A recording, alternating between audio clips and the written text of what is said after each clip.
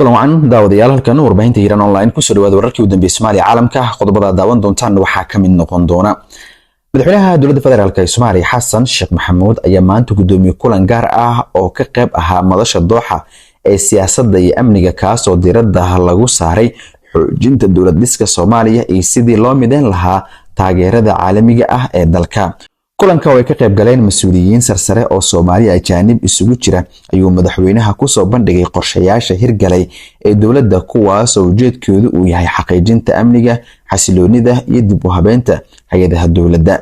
madaxweyne Xasan Sheekh Maxamuud ayaa sheegay in shacabka iyo dowladda Soomaaliyeed ay wajahayaan dagaalka saddex jiha ah ka socda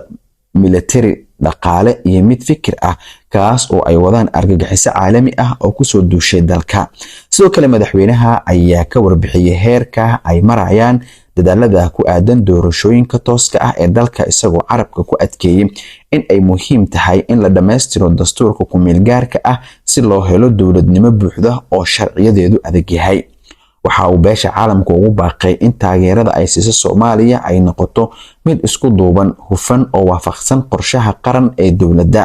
madaxweynaha ayaa kulanka ka muujiyay rajo ah in iskaashiga caalamiga ah iyo dalalka gudaha ay horseedi doonaan Soomaaliya ammaan ah midaysan oo ku tilaabsata horumar waara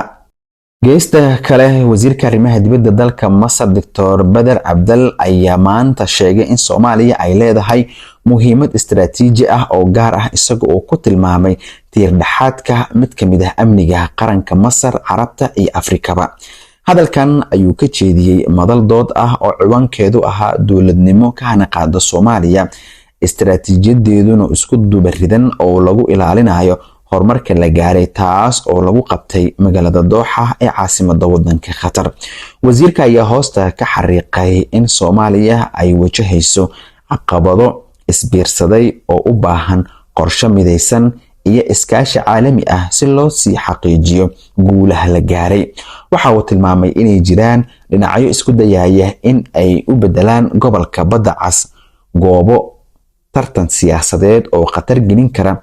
midnimada iyo madax banaanida Soomaaliya Dr. Abdalla ayaa sharaxay in siyaasadda Masar ay ku wajahan ee Soomaaliya ay ku dhisan tahay door mabda ah oo ugu muhiimsan yihiin taageerida midnimada dhuleed ee Soomaaliya diidmada tallaabo kasta oo lagu bedeli karo xaqiiqda dhulka iyo ka qayb qaadashada dhismaha hay'adaha dawliga ee awoodda u yeesha sugidda amniga ka hortagga argagixisada iyo ilaalinta sharciyada waxa uu si gaar ah u xusay kaalinta Masar ee dhanka tababarada waxbarashada iyo horumarinta aqoonta isagoona carabka ku adkeeyay in boqolaal shaqaale Soomaaliyeed ay ka faa'iideysteen barnaamijyada ay bixiyaan hay'adaha Masar sida Al-Azhar jaamacadaha dalka iyo macadka Qaahira ee xalinta khilaafaadka beelaha dega gobolada Awdal iyo Salal ee galbeedka Somaliland ayaa ku dhawaaqay dagaal iyadoo odayaasha dabada ka wada in Saylac lagu qabto munaasabada xeer Ciise ay xalay dagaal kaga dhawaaqeen magaalada Diridhaba ee Itoobiya odayaasha taageersan xeer Ciise ayaa dagaalka ku baaqay kadib markii xukuumadda Somaliland ay joojisay munaasabada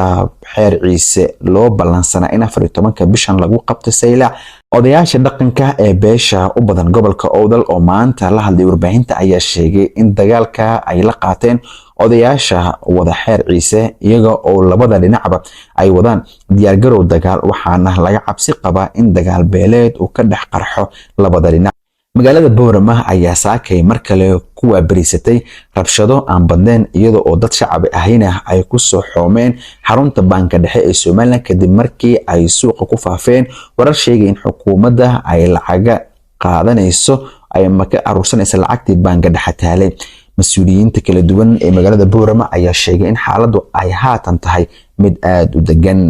waradharada ayaa ka soo baxaya howlgal ciidamada xoogga dalka Soomaaliyeed ay ka sameeyeen deegaano dhowr ah oo ku yaala galbeedka gobolka Hiiraan ciidamada ayaa howlgalada kula wareegay tuulooyin tiradooda lagu sheegay ilaa iyo 9 tuulo oo dhammaantood hoostaga deegaanka Celcadde deegaanada ciidamadu la wareegeen ayaa horey waxaa ugu sugnaa kooxda al-shabaab waxaana la sheegay in ciidamadu ay si nabadgelyo kula wareegeen kadib markii halkaasi ay iskaga baxeen xubnihii kooxda al-shabaab ee halkaasi ku dhuumaalaysan jiray sida markaas ay sheegeen saraakiil ka tirsan ciidamada oo la hadlay warbaahinta gudaha ayaa sheegay in howlgalladu ay u dhaceen sidii loo qorsheeyay isla markaana lagu jabiyay kooxda al-shabaab.